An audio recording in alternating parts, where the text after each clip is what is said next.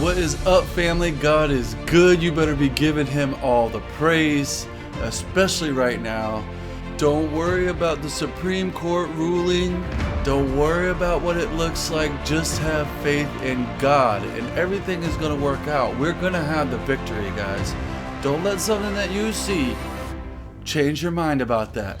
We are going to win. God is still on the throne. Don't give the enemy too much credit. They don't have any power. God has the power, and he's getting ready to show off that power real soon. So just continue to pray. If you're having trouble sorting things out, managing your emotions, dealing with what's going on or anything like that, it's because you are in a state of unforgiveness. You're only connected to God with one bar. If you want to connect to God with 4 bars, you have to forgive. You cannot get a 4-bar connection without forgiveness. If you want help with that, message me. I've had several people lately hit me up, and they're seeing awesome results. I'm going to do an interview on one of these awesome people very soon, so you can get an understanding of what forgiveness is all about and how it will benefit your life in ways that will blow your mind. You got to forgive. Hit me up. My contact information is in the description below. All right, let's get into this video. Ooh, it's about to get good, y'all. Have you ever been outside at night, really clear night, and look up and you see all the stars up there and just like said to yourself, how can anybody see this and not believe in God? I don't know about you, but I do that every time I go out and see the stars out like that. I'm like, I just know God is real. How can you look up at the stars and not just know that God is real? I mean, that's the evidence is right there. But did you know that the constellations in the sky tell God's story? We think of astrology as being evil. And yes, the zodiac is evil. It's corrupt. But the Mazzaroth is awesome. Check this out. Job 38:31. This is God talking. Can you bind the sweet influences of Pleiades, or loose the bands of Orion? Can you bring forth the Mazzaroth in his season, or can you set the dominion thereof in the earth? Yahweh himself mentions 2 constellations in these verses, and the Mazzaroth. Let's read Genesis chapter 1, verse 14. And God said, let there be lights in the firmament of the heaven to divide the day from the night, and let them be for signs and for seasons. Often we hear people say, what's your sign? And whenever they ask me, I just pick some random sign. I'd be like, I'm a Gemini. And they're like, oh, that totally makes sense. And I'm like, I don't believe in all that. But I do like the Mazzaroth a lot, and I think you will too. Genesis 1:14 says that the stars were put up there for signs and for seasons. What does that mean? Well, the word signs was translated from the Hebrew word ot. The Hebrew language is fascinating. There are meanings within the words because each letter has a meaning and a numerical value.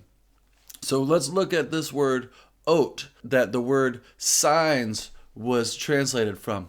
The word ot is spelled Aleph, Vav, Tav. Aleph is in ancient Hebrew is a picture of a bull's head, and it means strength or strong or leader, powerful. Vav is a picture of a tent peg or a nail. And Tav is a picture of a cross. So, and the word signs, which is one of the reasons why the stars were put there, the word sign in Hebrew means the strong leader who was nailed to the cross. Isn't that amazing? Like, that's the story that is up there in the sky in the constellations. So, the stars and the sun and moon were put for signs and for seasons. We know what signs means. What does the word seasons mean? It's translated from the Hebrew word moedim, which means appointed times, like a specific time, a specific date. For example, in our culture growing up. Let's take Thanksgiving for example, because it's the only really holiday that we grew up celebrating that I particularly care for. So we'll pick that one. Thanksgiving is always the last Thursday of November. So that is a specific appointed time for that holiday. Now, we don't celebrate Thursday based on any situation of the stars or the sun or the moon. We just pick a random day. But when God determines times or specific times, they're always represented in the stars somehow.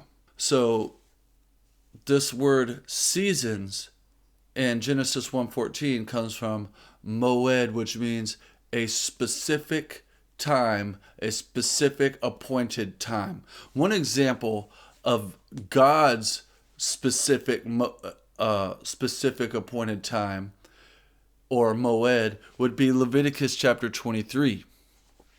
Verse 2, which says, "Speak unto the children of Israel, and say unto them concerning the feasts of Yahweh, which you shall proclaim to be holy convocations, even these are my feasts." This word feasts is moed or moedim.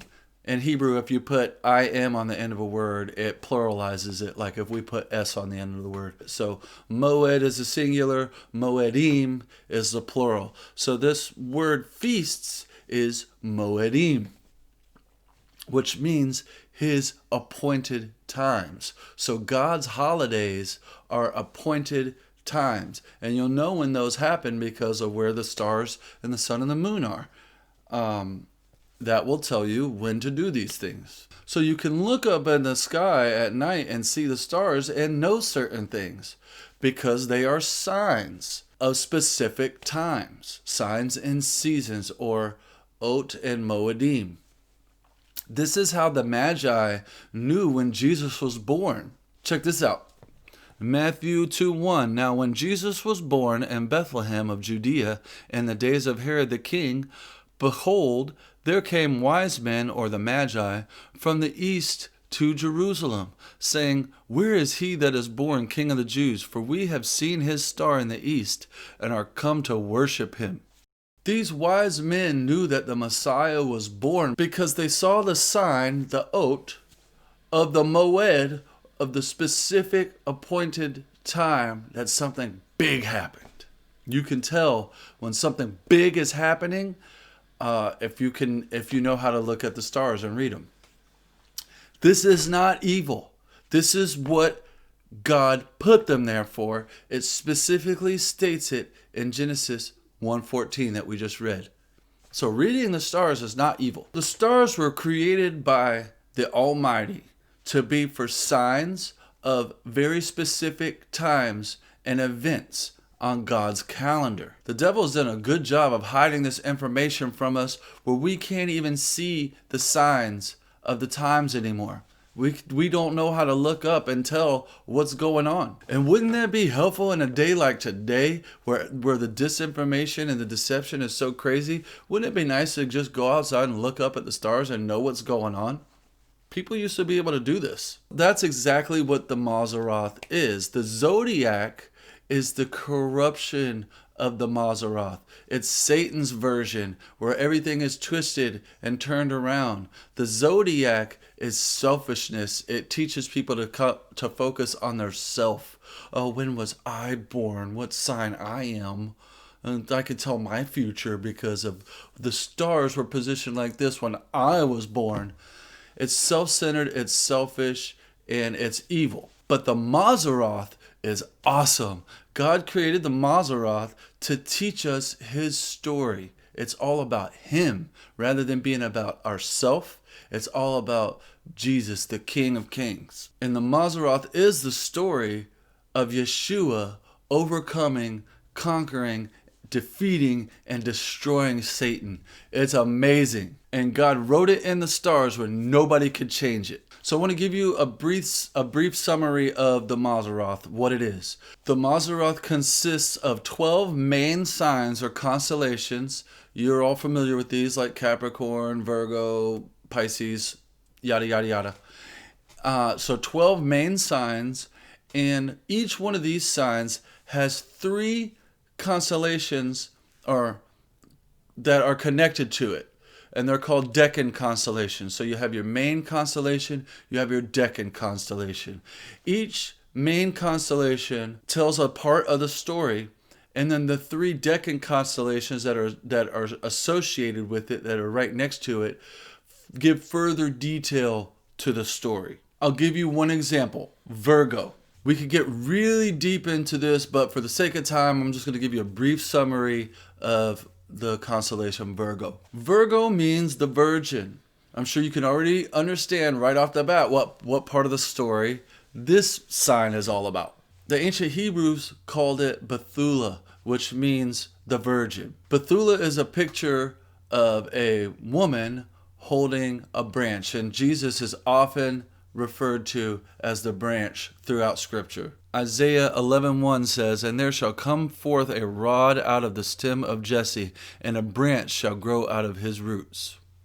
So this is talking about Jesus, the branch, who was born of a virgin, Virgo. Bethula's first Decan constellation or Decan sign is Coma, which means the desired or the longed for. The sign Coma is a picture of a woman sitting down and feeding a baby. So we're in the sign of Virgo, which means virgin, and we see another picture of a woman sitting down feeding a baby, which signifies the virgin has given birth and she's nursing the baby.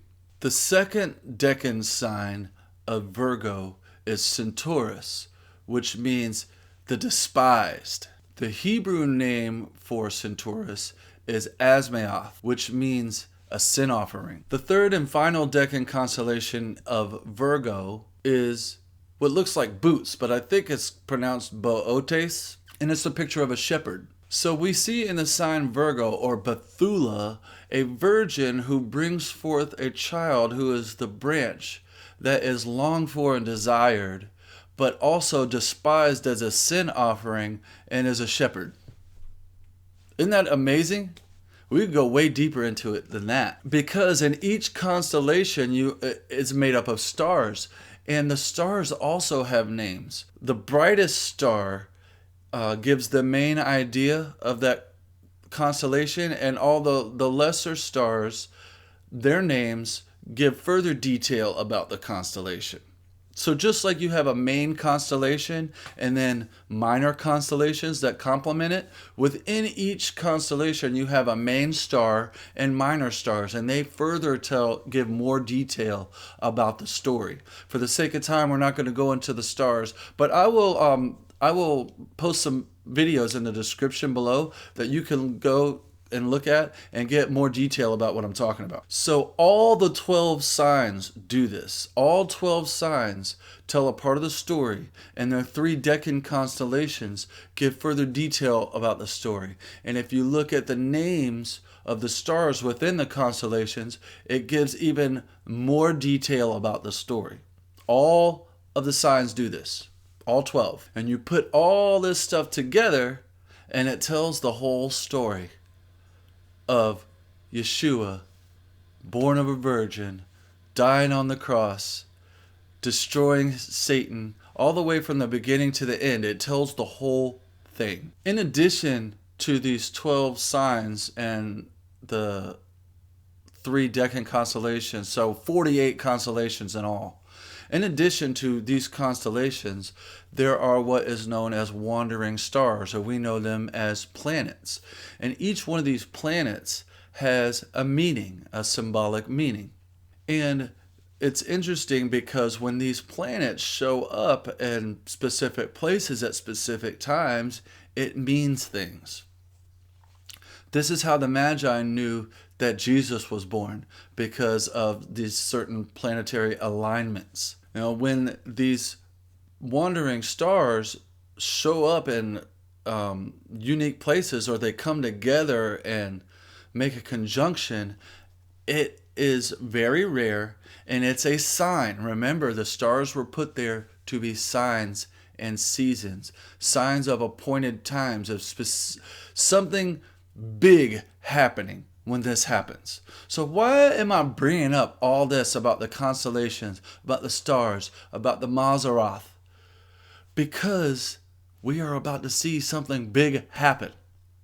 On December 21st, which is the winter solstice, the longest night of the year, something very big is happening. Jupiter and Saturn are making a conjunction. And it's going to be very bright. God's saying, look, dummy. And it means something. It means something big is about to happen. We're going to go into what this could mean in the next video. So make sure you stay tuned. Like, share, subscribe, click the bell so you know when the next video comes out. We're going to get all up in it, okay? This is an exciting time. If you're not having fun right now, you need to forgive. You better message me. I love you guys. Thank you for watching this video. Can't wait to put out the next one. I'm going to do it as fast as I can. I'm trying to get my research done and get it out to you. But this is exciting stuff, guys. December 21st. Something big. There's a sign. Something's going to happen. I'm not saying it's going to happen on that day, but we need to be watching, okay? I love you guys. See you in the next video. God bless.